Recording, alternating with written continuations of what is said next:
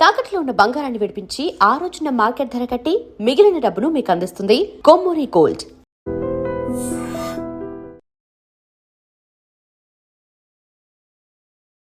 నమస్కారం, welcome to I dream.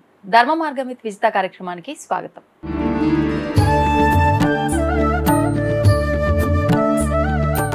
నమస్కారం గురుగారు.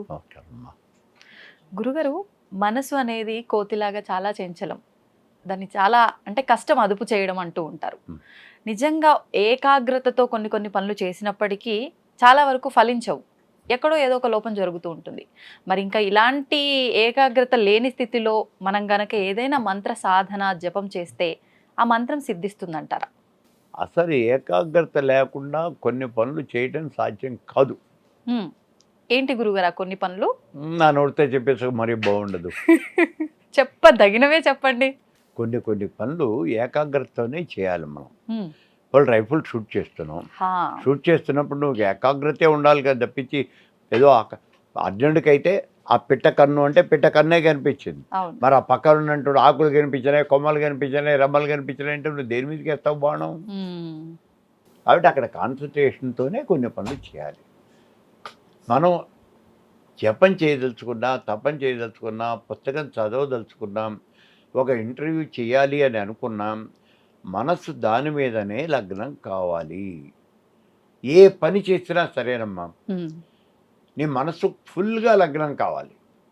అందుకే చెప్పాడు, మన ఏవ మనుష్యాణం కారణం బంధమక్షయోహు అని. ఆ మనస్సు చేసేవంటి వీటి వల్లనే నీకు బంధము మోక్షం అనేది కలుగుతుంది అన్నాడు. అదే ఆధ్యాత్మిక విషయం కాబట్టి ఆ మాట చెప్పాడు. ఇప్పటికే ఇక్కడైతే మనకి రిజల్ట్ గుడ్ బ్యాడ్ ఏదనేది ఇక్కడ దాన్ని బట్టే వస్తుంది. సో మనస్సు సరిగా లేకుండా మనస్సు నిలకడతో కనుక చేస్తే మంత్రం అనేది చాలా త్వరగా సిద్ధిస్తుంది. ఇప్పుడు నేను మంత్రం చేయాలి అని ఇలా కూర్చుంటే, ఇలా కూర్చుని ఎప్పుడైతే కళ్ళు మూసుకుని నేను మంత్రం చేయడం మొదలుపెట్టాను, ఆ ధ్యాన శ్లోకం చదివాను, ఆ దేవత ఇలా నువ్వు నాకు ఎదురకుండా కనిపించాలి అంటే ఆ కాన్సన్ట్రేషన్ ఎలా ఉండాలి అంటే, నేను కళ్ళు మూసుకుని ఇప్పుడు నాకు విజిత అని అంటే నువ్వు నా కంటికి ఎదురుకుండా ఇట్లా కూర్చుని కనిపించాలి. అంత కెపాసిటీ నాకున్నదే అంటావా? లేకపోవచ్చు, అది వేరు, కానీ ఉండవలసిన సిస్టమ్ అది అలా జరగాలి. సో మంత్రం చేస్తున్నప్పుడు ఆ మంత్ర అధిదేవత ధ్యాన శ్లోకంలో చెప్పాం మనం, ఏదో సగ్గుంకమలే బ్రాహ్మణికి తుమ్మిక స్తోరికామన్నాం. ఆ భక్తిలో ఉన్నటువంటి దేవత యొక్క రూపం మనం ఎదురకుండా కనిపించాలి. కనిపిస్తే మనం చేసేటువంటి మంత్రం వెంటనే సిద్ధిస్తుంది. మరి వెంటనే కనిపించినప్పటికీ వెంటనే సిద్ధిస్తుందా? హిరణ్యకశ్యపుడు 12,000 దివ్య సంవత్సరాలు తపస్సు చేశాడు. కాన్సన్ట్రేషన్ ఉన్నదా? పిచ్చి కాన్సన్ట్రేషన్ ఉంది. వాడికి లేకపోవటం ఏంటి? సామాన్యుడు ఏంటి హిరణ్యకశ్యపుడు అంటే? అవత పరబ్రహ్మస్వరూపం ఎంత గట్టిదో దానికి ప్రతినాయకుడు కదా ఆయన. ఆయన విలన్ కాదు, అక్కడ ప్రతినాయకుడు. కాబట్టి ఆయనకు ఆ శక్తి ఉంది. ఉండి కూడా మరి ఇన్ని సంవత్సరాలు ఓం నమో బ్రహ్మదేవాయ, బ్రహ్మదేవుడు ఎదుర్కొండానే కనిపిస్తున్నాడు ఆయనకి.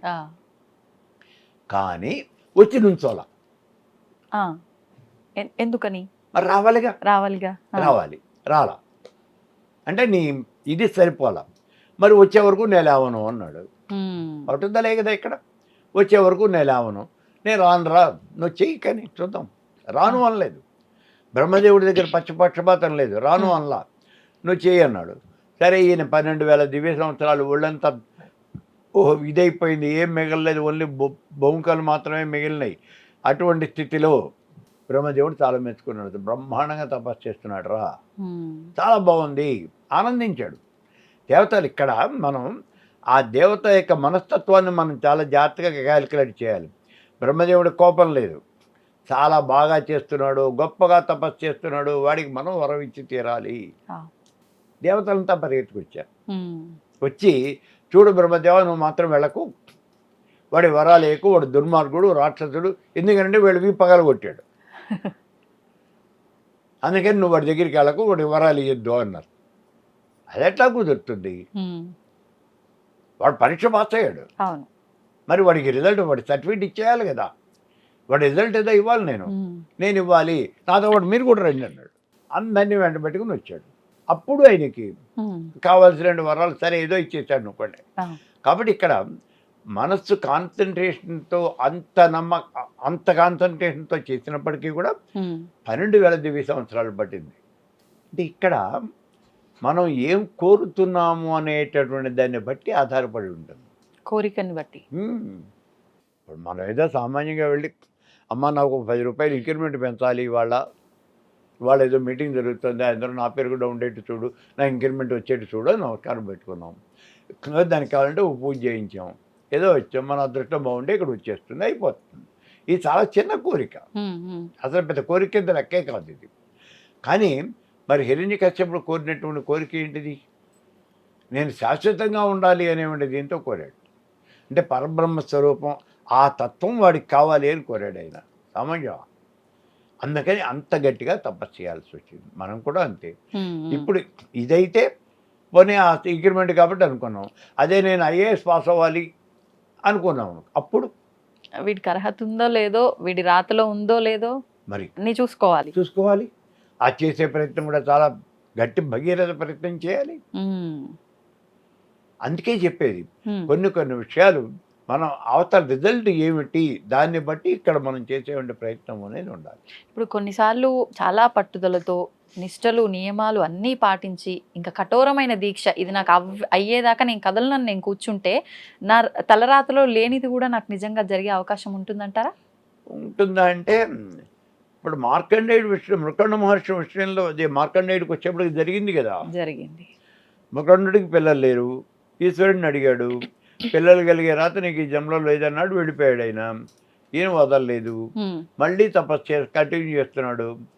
కొంతకాలం అయిన తర్వాత మళ్ళీ పరిగెత్తుకొచ్చాడు, ఏంట్రా బాబు నన్ను తాగుకొట్టేస్తున్నావు, ఏమి నీ ప్రాబ్లం ఏంటి అని అడిగాడు. నా పిల్లలు కావాలి.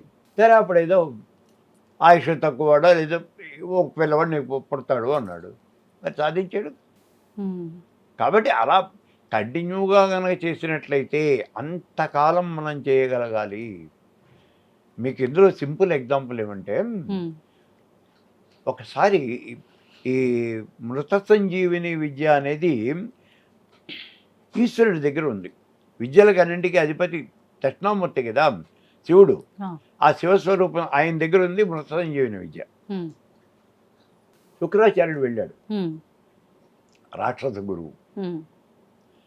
దేవదాన యుద్ధంలో ఈ సంగ్రామంలో రాక్షసులు చచ్చిపోతున్నారు, వాళ్ళని బతికించుకోవాలి ఎలా, అందుకని వెళ్ళాడు.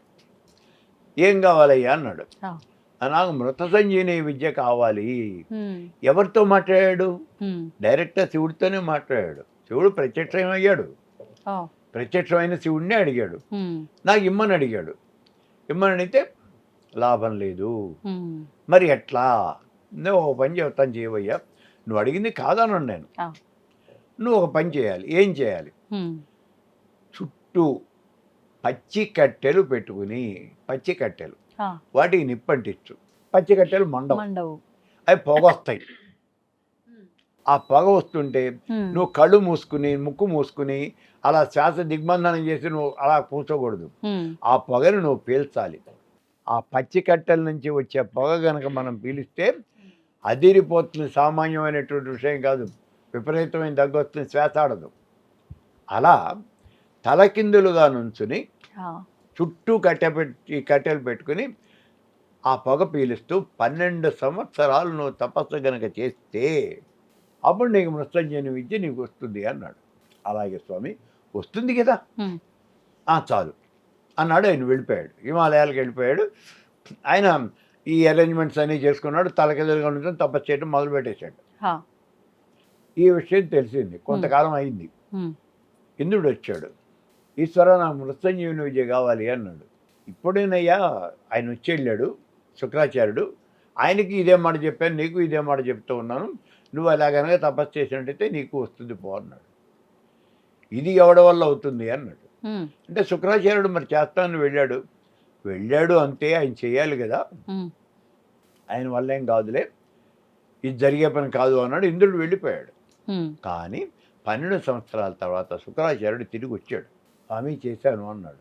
మృత్యుంజయుని విద్య సాధించాడు. కాబట్టి అనుకోనటువంటివి అఘటన సమర్థుడు అని మనం అనాలి కదా అప్పుడు. మరి అటువంటి పనులు కూడా సాధించగలమా? సాధించగలం. అయితే దానికి సరిపోయినటువంటి ఇది చేయాలి. మరి అదే 12,000 దివ్య సంవత్సరాలు హిరణ్యకశ్యపుడు తపస్సు చేసి మృత్యువు లేని వరము నాకు ఇప్పించవే అంటే, అరే నాకే లేదురా నాయన ఆ కెపాసిటీ, నాకే మృత్యు ఉంది, కల్పాంతం అయిపోతున్న తర్వాత నేనే పోతాను, మరి నాకు లేని నీకు ఎట్లా ఇస్తాను, ఇంకోటి ఏదైనా కోరుకో అన్నాడు. సరే ఆయన ఏదో గాలిని కుంభిని ఇవన్నీ కూడా ఇచ్చి ఏవో నీకు ఆ వరం ఇచ్చాను అన్నాడు. కాబట్టి అలా గనక చేసినట్టే అంత చేసినప్పటికీ ఇక్కడ సక్సెస్ కాలా. ఎందుకని అంటే ఇచ్చే కెపాసిటీ ఆయనకి లేదు. నేను వచ్చి అమ్మ నాకు డబ్బులు కావాలి, నాకు 25,000 కావాలి, అయితే 10 లక్షలు కావాలి అని నేను అడిగాను. నేను దగ్గర 10 లక్షలు ఉంటేగా నాకు ఇవ్వటానికి. నేను ఎప్పుడు కూడా మనం అప్రోచ్ అయ్యేటువంటి దేవతని, ఆ దేవత దగ్గర ఏముందో చూసుకుని, ఆవిడ ఏమి ఇవ్వగలదో చూసుకుని అది మనం అడగాలి. అంటే మనం సందర్భాన్ని బట్టి క్రియేట్ చేసుకున్నవే ఇవన్నీ రూపాలు నామాలు కానీ భగవంతుడు ఒక్కడే అంటారు కదా గురుగారు. మరి చూసుకొని చేసుకోవటం ఏంటి? సాధకానం హితార్థాయ బ్రహ్మణో రూపకల్పన. సాధకుడి యొక్క కోరికలు తీర్చడం కోసమే పరబ్రహ్మకి, ఆ బ్రహ్మకి ఒక రూపాన్ని కల్పించడం జరిగింది. అంటే దేవుడు ఒక్కడే, డిఫరెంట్ పేర్లతో రూపాలతో మనం ఇచ్చేస్తున్నాం. అయితే ఇక్కడ ఏం చేసామంటే ఆ అర్చిస్తున్నటువంటి దేవతలకు ఒక దేవతకి ఒక కెపాసిటీ ఇచ్చాం మనం, ఒక పోర్ట్ఫోలియో ఇచ్చాం మనం. పోర్ట్ఫోలియో ఇవ్వటం అంటే సృష్టికర్తి బ్రహ్మరూప, గుప్త్రి గోవింద రూపిణి, సంహారిణి రుద్రరూప, తిరోధానకరి ఈశ్వరి, సదాశివ అనుగ్రహ, పంచకృత్యపరాయణ, 5గురిని చెప్పేసినాం. ఇప్పుడు ఎవరు? బ్రహ్మ, విష్ణువు, రుద్రుడు, మహేశ్వరుడు, సదాశివుడు. ఈ 5గురు ఒక పని చేస్తూ ఉన్నారు, దీన్నే పంచకృత్యములు అన్నారు. ఇవన్నీ కూడా ఆవిడ చేసేవంటిదే, ఆవిడ ఒక్కతే చేస్తుంది పనులు. కానీ ఆవిడ చేయకుండా ఏం చేస్తుంది? 5గురిని అపాయింట్ చేస్తుంది. ఈ 5గురిని అపాయింట్ చేయాలంటే ఇంట్లో పనులన్నీ మనమే చేసుకోవాలి. కానీ ఇల్లు తోడడానికి ఒక అమ్మాయిని పెట్టుకున్నాం, బట్టలు తోడడానికి ఒక అమ్మాయిని పెట్టుకున్నాం, గిన్నెలు తోడడానికి ఇంకో అమ్మాయిని పెట్టుకున్నాం. అలాగే పెట్టుకుంది ఆవిడ. వీళ్ళ కెపాసిటీ ఎంతవరకు ఉంది ఇప్పుడు? ఆ పని వరకు అంతవరకే, అంత తప్పించి వీళ్ళు చేయలేరు కదా. అలాగే ఇప్పుడు ఇంతమంది దేవతల్ని మనం క్రియేట్ చేసుకున్నాం. అంతా ఉన్నటువంటి వాడు భగవంతుడు ఒకడే అనే మాట మనం చెప్పినా అంతా ఈక్వల్ అవరు. కొంతమంది కెపాసిటీ కొంత లెవెల్ వరకే ఉంటుంది. ఇప్పుడు మన ఆఫీస్ ఉంది, అటెండర్ కెపాసిటీ, అటెండర్ లెవెల్ వేరు, క్లర్క్ లెవెల్ వేరు. ఇప్పుడు మన స్టూడియోలో యాంకర్ లెవెల్ వేరు, దేనికి అదే కదా. మరి అట్లాగే ఇక్కడ కూడా దేవతలకు కూడా వాళ్ళ యొక్క కెపాసిటీని బట్టి వాళ్ళు కోరికలు అనేవి తీరుస్తారు. అన్నీ ఎట్లా ఇవ్వగలుగుతారు? అయితే ఇక్కడ వీళ్ళు తెలియనటువంటి వాళ్ళు ఏం చేస్తూ ఉంటారంటే, అదేంటండి లక్ష్మీదేవి సామ్రాజ్యాన్ని ఇస్తుంది కదా. లక్ష్మీదేవిలో అనేక రకాలు ఉన్నాయర్రా, అన్నీ ఒకటి కాదు. సప్తహితలో మనం చెప్తూ ఉంటాడు మహాకాళి, మహాలక్ష్మి, మహాసరస్వతి అన్నప్పుడు మధ్యలో మహాలక్ష్మిని ధ్యానం చేస్తున్నాం మనం. ఆ లక్ష్మిని డబ్బులు ఇచ్చే ఉంటే లక్ష్మి కాదు అక్కడ. చివరిలో మహాసరస్వతిని ధ్యానం చేస్తున్నాం. ఘంటాసో లహలాన శంఖం అసలే గ్రంథస్థాయకం. ఇవి ఆవిడ చదువులు ఇచ్చే సరస్వతి కాదు, యుద్ధం చేసే సరస్వతి. సరస్వతి అని పేరు పెట్టిన ప్రతి స్త్రీ కూడా ఆవిడ నీకు చదివే ఇవ్వాలా ఏంటి? ఆవిడ యుద్ధం చేసే సరస్వతి. సుమ్మని సంహరించింది. ఇక్కడ మహిషాసురుని సంహరించింది లక్ష్మి అంటే. కాబట్టి ఇక్కడ ఆ దేవతల లెవెల్స్ అనేవి వేరుంటాయి. మనం ఏ దేవత దగ్గరికి వెళ్ళి ఏం అడుగుతున్నాం అన్నీ ఇవ్వగలిగిన వాడు కొంతమంది ఉంటారు. ఎవరండి? ఇప్పుడు పరబ్రహ్మస్వరూపం అన్నీ ఇవ్వగలిగినటువంటిది. ఇప్పుడు మనం చెప్తున్నాము అంటే లలితా త్రిపుర రాజరాజేశ్వరి, పరాభట్టారిక అన్నాం, అన్నీ ఇస్తుంది అన్నాం. అలాగే వైష్ణవంలోకి వెళ్తే శ్రీ మహావిష్ణువు అన్నాం. శైవంలోకి వెళ్ళినట్లయితే శివుడు, సదాశివుడు, మహేశ్వరుడు అన్నాం. సో వాళ్ళు ఏమైనా ఇవ్వగలరు. ఇక్కడ ఫైనల్ ఇచ్చేది ఏమిటి అంటే వాళ్ళు మోక్షం ఇవ్వగలిగినటువంటి దేవత ఎవరైతే ఉన్నదో దాన్నే మనం దేవతగా యాక్సెప్ట్ చేస్తాం. అంటే ఇప్పుడు వాళ్ళు ముగ్గురు అల్టిమేట్ కదా అని చెప్పి నేను డైరెక్ట్ వాళ్ళనే పట్టుకుంటా అనడానికి లేదు. ఒక్కొక్క మెట్టు అందరి ద్వారా వెళ్లాల్సిందే అంటారా? ఆ చివరి మెట్టుకి ఇప్పుడు శివుడిని నమ్మే వాళ్ళు శివుడే ఇంకా అంతా కాబట్టి నేను శివుడిని పట్టుకుంటే ఇంకా వీళ్ళందరితో నాకు పని లేదు అని శివుని పట్టుకోవచ్చా? డైరెక్ట్ ఓకే, పట్టుకోవచ్చు. ఎవరి మీద ఎవరికి నమ్మకం ఇష్టం అంటే వాళ్ళని పట్టుకోవచ్చు, ఏం ప్రాబ్లం లేదు. దానికి ఏదో ఒక ఛానల్ ఉంటుంది, ఆ ఛానల్ ప్రకారం వెళ్ళిపోయి మీరు చేసుకోవచ్చు. అంటే శైవం మరి వేరే శైవం వైష్ణవం అన్నీ ఉన్నాయి కదా, అవునండి. వాళ్ళ మొదల నుంచి వాళ్ళ దగ్గర ఆ గురువుల దగ్గరికి వెళ్తే వాళ్ళు మేము పైకి తీసుకెళ్తారు. వాళ్ళే అల్టిమేట్, వాళ్ళే మొట్టప్రదాత అక్కడ. మొట్టప్రదాత అంటే ముక్తి ప్రదాత. ఓకే, మళ్ళీ మనం ముందు ఆ. టాపిక్కే వద్దాం. మంత్రం. ఉమ్. మరి ఇప్పుడు ఈ మంత్రం ఏకాగ్రత లేనిదే సిద్ధించదు. మంత్రం ఒక్కటే కాదు, ఏ పనైనా ఏకాగ్రత లేనిదే మ్మ్. సాధ్యపడదు అనే చెప్పుకున్నాం. ఉమ్.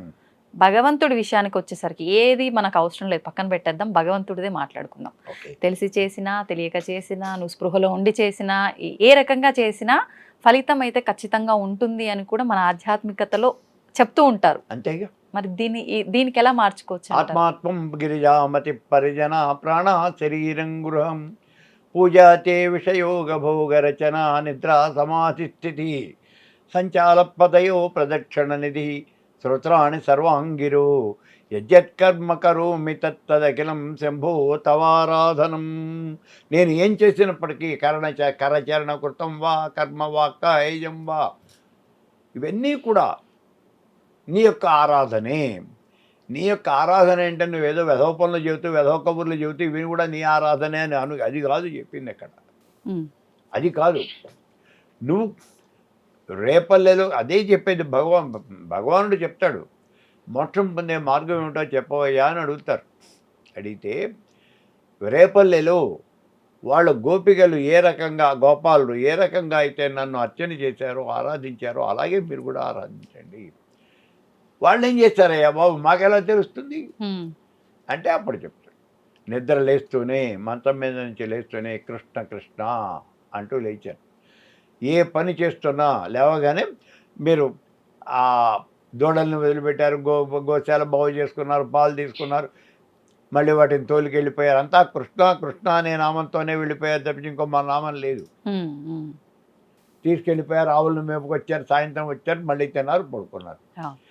ఇక్కడ చెప్పింది నువ్వు ఆత్మాత్వం గిరిజామతి పరిజన ప్రాణాస, ఇవి మొత్తం ఇక్కడ పూజాతే విషయోగ భోగ రచన అంటే ఇప్పుడు మేము చేసినటువంటి అక్కడ కోతి కొమ్మచ్చలాడారు, వీళ్ళు సర్ది తిన్నారు, ఇవన్నీ కూడా ఆ భగవంతుడితో పాటు చేసినటువంటి ఆ కార్యక్రమాలే, భగవంతుడి యొక్క పూజా కార్యక్రమాలేను. ఇది మనకి ఉంది, మనం కాదనలా. అలా అని ఇప్పుడు మనకు ప్రశ్న ఏంటి, ఏకాగ్రత లేకపోయినా మంత్రం సిద్ధిస్తుంది. ఏకాగ్రత లేకపోతే మంత్రం సిద్ధించదు, ఏకాగ్రత ఉండి మంత్రం లేకపోయినా సిద్ధిస్తుంది. అంటే స్వామి మీద ఏకాగ్రత ఉండి నువ్వు ఏ రకంగా సేవించినా సిద్ధిస్తుంది, కానీ మంత్రం విషయంలో మాత్రం అది వర్తించదు. ఓకే, భాగవతంలోకి వచ్చేప్పటికీ వీళ్ళంతా ఆవుల్ని కాయటానికి వెళ్తారు. ఆవుల్ని కాయటానికి వెళ్ళినటువంటి సన్నివేశాలు చూడండి.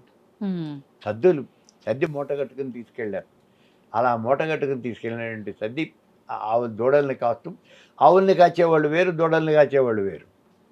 పెద్దవాళ్ళు ఆవుల్ని కాస్తున్నారు. ఇప్పుడు పిల్ల విధవాయిలంతా దూడల్ని కాచుకుంటూ బయలుదేరారు. అందులో ఉన్నాడు కృష్ణుడు, బలరాముడు. వీళ్ళు ఈ ఆటలు ఆడుకునేది. ఈ ఆటలు ఆడుకుంటూ వాళ్ళు తెచ్చుకున్నటువంటి ఆ సద్ది మూటలు అక్కడ పెట్టుకుని, ఈయన కూడా సద్ది పట్టుకెళ్ళాడుగా, అక్కడ పెట్టుకుని వాళ్ళంతా ఒకళ్ళు తెచ్చింది ఇంకోళ్ళు పంచుకొని తింటూ, వాళ్ళంతా ఒకళ్ళనొకళ్ళు ముట్టుకుంటూ, తరుముకుంటూ, ఆడుకుంటూ, పాడుకుంటూ, అదే వాళ్ళ యొక్క గొప్పతనం. ఎందుకని అంటే వాళ్ళకి మంత్రం లేదు, తంత్రం లేదు, ఏమీ లేదు.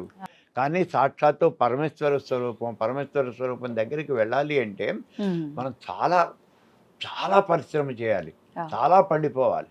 ఇప్పుడు ఈ నారాయణుడు ఆదిశేషుడి మీద పడుకున్నాడండి. ఆదిశేషుడు మరి భయంకరమైన సర్పం. ఈశ్వరుడు మెళ్ళ వేసుకున్నాడు, భయంకరమైన సర్పం.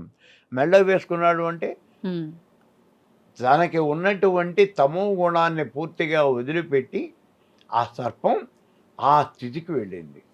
అంటే సత్వగుణం కూడా దాటిపోయి సత్వం పరమేశ్వర స్వరూపాన్ని చేరగలిగినటువంటి స్థితికి వెళ్ళింది, గుణాతీతం అయిపోయింది. అటువంటి గుణాతీతాన్ని మన దగ్గర ఉండి సేవించటం అనేది సామాన్యమైనటువంటి పనే, అసలు మన ఊహకు కూడా ఉందన్నటువంటి విషయం అది. అంటే ఆ వైకుంఠంలో నిత్యముక్తులు అనేవాళ్ళు కొంతమంది ఉన్నారు. గరుడు, ఆదిశేషుడు, అలాగే లక్ష్మీదేవి, నారదుడు, వీళ్ళంతా ఎప్పుడు కావాలన్నా సరే భగవంతుడి దగ్గర పెడుతూ ఉంటారు, ఆయన నమస్కారం పెడతారు, ఆయన తాగుతూ ఉంటారు. మిగిలిన వాళ్ళు ఆ పని చేయలేరు, వాళ్ళు నిత్యముక్తులు. అటువంటి స్థితిలో ఉన్నారు వీళ్ళంతా, ఈ గోపాలు గోపికలు అంతా కూడా. వాళ్ళకి ఏం మంత్రం లేదు, తంత్రం లేదు. కాబట్టి మంత్రము తంత్రము కాదు కావాల్సినటువంటిది ఇక్కడ. ఆ ఏకాగ్రత, ఆ భగవంతుడి మీద ఆ భక్తి, శ్రద్ధ, తత్పరత, తాదాత్మ్యత, అంతే. ఇప్పుడు ఆ ఏకాగ్రత అంటే మనం చెయ్యాలి, సాధించాలని పట్టుదల ఒక్కటి ఉంటే వస్తుందా, ఇంకేదైనా మార్గం ఉందా గురువు? పట్టుదల ఉంటే ఏకాగ్రత అనేది ఖచ్చితంగా వస్తుందమ్మా. అది ఎంతంటే ఇప్పుడు ఇక్కడ కూర్చొని జపం చేయాలి. ఇప్పుడు సమయం 2 అయింది అనుకుందాం, సాయంత్రం 6 దాకా జపం చేయాలి. నేను ఇలాగే కూర్చుంటాను, 6 దాకా జపం చేస్తాను. రామ రామ రామ రామ అనే అంటాను, నేను అంటాను. మరి అంతసేపు కూర్చొని అనగలుగుతామండి. అంతేకాదు కొంచెం బిగిరిగా అంటాం, లేదా రికార్డు చేసేసుకుని సెల్లో రికార్డు పెట్టి ఇయర్ ఫోన్స్ పెట్టేసుకుని ఆ ఫోన్స్ ఇట్లా లోపల పెట్టేసుకుని రామ రామ అవి ఏమవుతూ ఉంటాయి, నేను అనకపోయినా అవి అంటూ ఉంటాయి. సో అలాగే కూర్చుంటాను, 6 దాకా అట్లాగే కూర్చుంటాను. కాబట్టి జపం చేశాను కదా.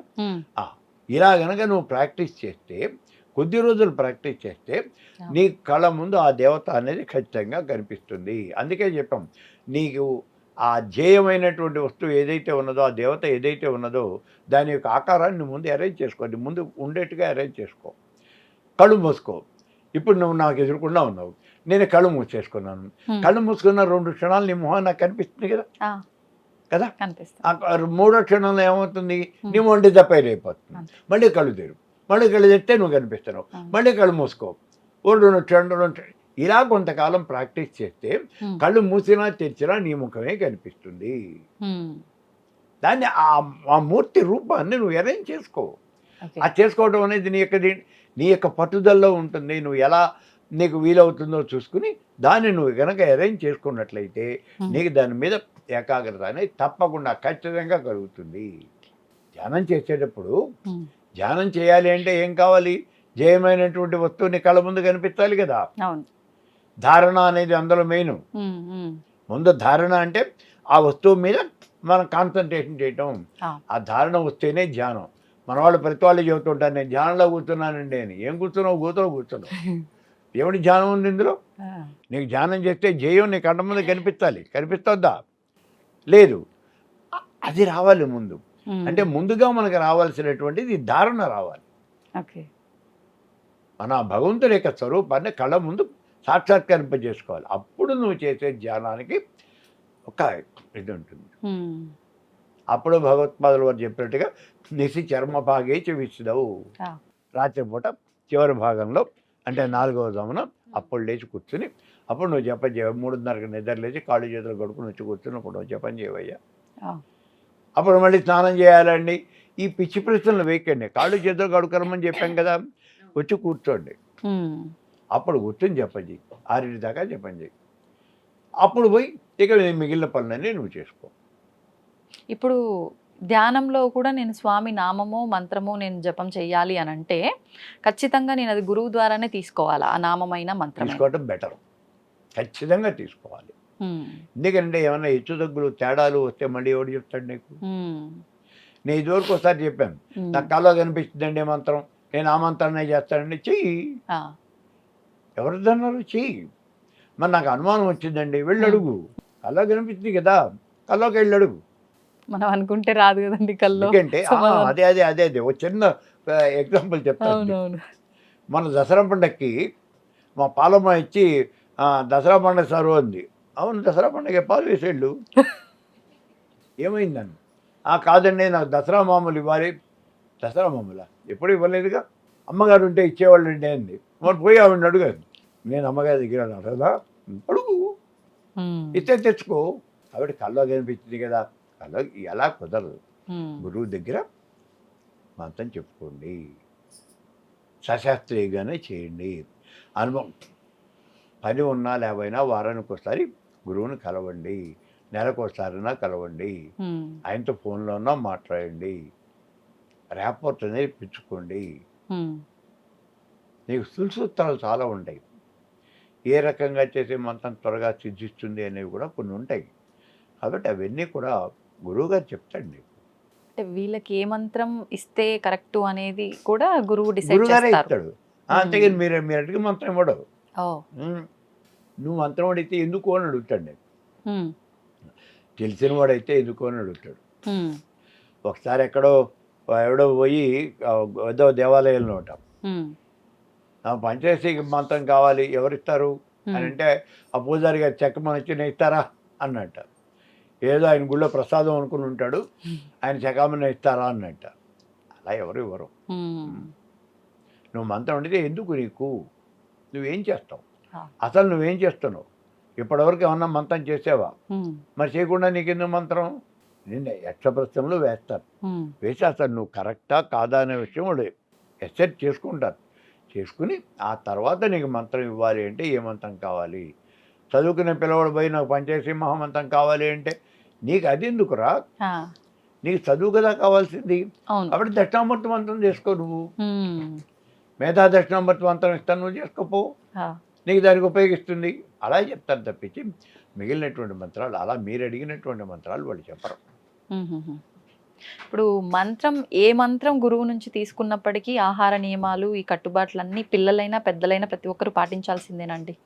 పాటించాల్సిందేనా అంటే పాటిస్తే బెటరు.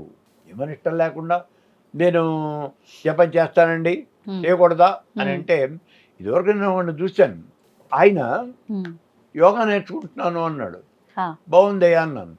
మేము మార్నింగ్ 6కి ఈవినింగ్ 6కి ఉమ్, ఎట్టి పరిస్థితుల్లో ఎక్కడున్నా సరే మేము యోగా చేయాల్సిందేను అన్నారు. ఉమ్, చేయండి, మా గురువు గారు అట్లా చెప్పారు అన్నారు. చేయండి, అలాగే చేయండి అన్నాను. ఆ, ఎక్కడున్నా సరే అలాగే చేయాలి అన్నారు. ఉమ్, ఎక్కడున్నా అంటే ఉమ్, ఎక్కడున్నా ఏంటి అంటే, నేను బాత్రూంలో ఉన్నా లెట్రిన్లో ఉన్నా సరే మేము అక్కడ చేయాల్సిందేనండి, మా గురువు గారు ఇట్లాగే చెప్పారు అన్నాడు. రైట్, అది అంతే, మా గురువు గారు చెప్పారని అది చేసుకొని పోండి.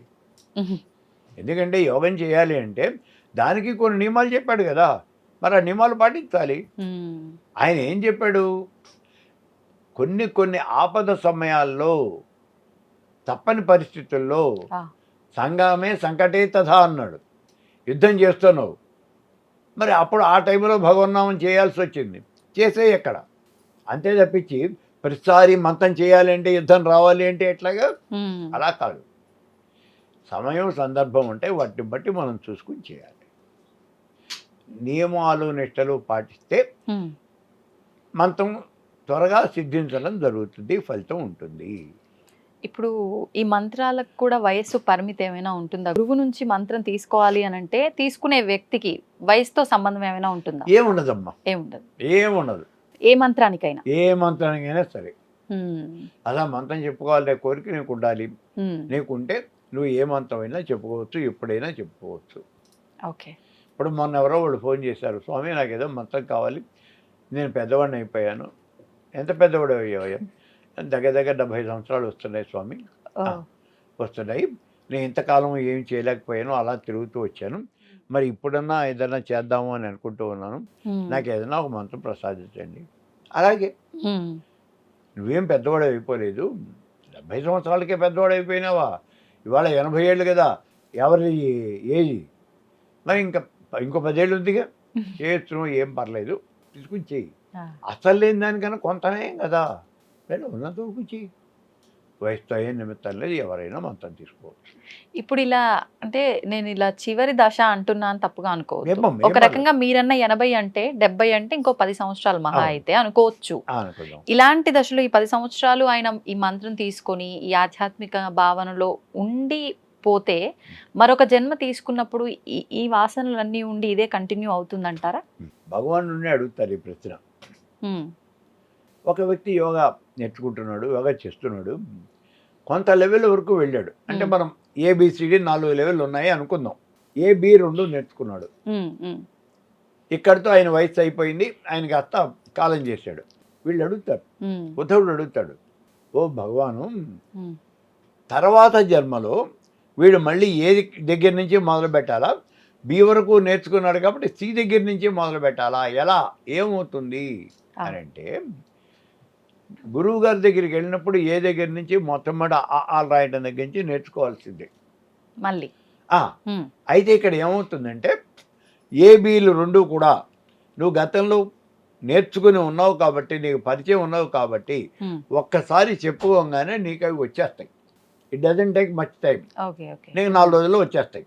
అప్పుడు సి దగ్గర మొదలు పెడతాం మామూలుగా నీ రెగ్యులర్ కంటిన్యూషన్ అనేది వస్తుంది. ఇప్పుడు కొన్నిసార్లు అంటే తల్లి గర్భంలో ఉన్నంతసేపు శిశువుకి అన్నీ గుర్తుంటాయి, బయటికి ఆ మాయ నుంచి ఈ మాయలో పడగానే అన్నీ మర్చిపోతాం అంటారు. నిజంగా అంటే అప్పుడు నేర్చుకున్న ఆ స్ఫురణ గుర్తుండి తొందరగా రావటం అనేది ఎంతవరకు నమ్మొచ్చు అంటారు గురుగారు? అది గుర్తుండి త్వరగా రావటం అంటే నువ్వు అడిగినటువంటి దాంట్లో క్లారిటీ లేదు. అంటే కడుపులో ఉన్నప్పుడు అభిమన్యుడు ఏదో ఆ పద్మవ్యూహాన్ని గురించి నేర్చుకున్నాడు, ఆ అభిమన్యుడికి అవి గుర్తుండిపోయినాయి, అది వేరు. అది వేరు. ఇక్కడ ఈ గుర్తుండడం అనేది పూర్వజన్మ కృతం. ఇది ఓకే, ఇది కడుపులో ఉండి నేర్చుకున్నటువంటి కాదు, పూర్వజన్మ కృతం. కానీ ఇక్కడ మన శాస్త్రం ప్రకారం ఏమవుతుంది అంటే గర్భంలో బిడ్డ ఉన్నప్పుడు తల్లికి చెప్తారు, అమ్మ నువ్వు రామాయణం చదువు, రామాయణం బాలకాండ చదువు. బాలకాండ అంటే రాముడు పుట్టినటువంటి ఆవిర్భవించినటువంటిది కదా, కాబట్టి నీకు 12 కొడుకు పుడతాడు, సద్గుణ సంపన్నుడైనటువంటి వాడు పుడతాడు అని మనం అక్కడ చెప్పడం జరుగుతుంది.